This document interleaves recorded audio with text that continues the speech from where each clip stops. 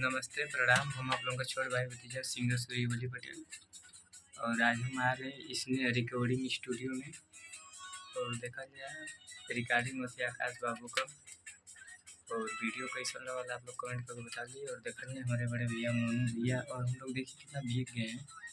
ये देखिए पसीना के मारे थोड़ा मन क्या देखिए महादेव। और देखिए आज रिकॉर्डिंग के दौरान हम लोग कितने बीच गए हैं। देखिए पूरा पसीना शरीर से चू रहा है, फिर भी हम लोग मेहनत कर रहे हैं। स्टूडियो में रिकॉर्डिंग हो रहा है और गाना आएगा तो आप लोग दुलार प्यार आशीर्वाद बनाए रखना इस गाना को। और आप लोग यूट्यूब पे सपोर्ट करिए पूरा। देखिए आकाश भैया गा रहे हैं उधर, आप लोगों को जूम करते हैं दिखाते हैं उधर गा रहे हैं। और आप लोग कमेंट करके बताइएगा वीडियो कैसा लगा। जय हिंद, जय भोजपुरी समाज।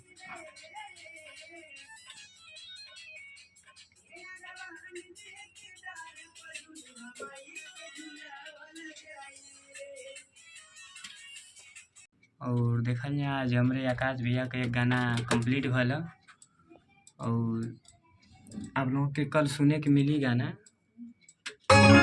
हमारे बड़े भैया दिलीप। तो आप लोग देखिए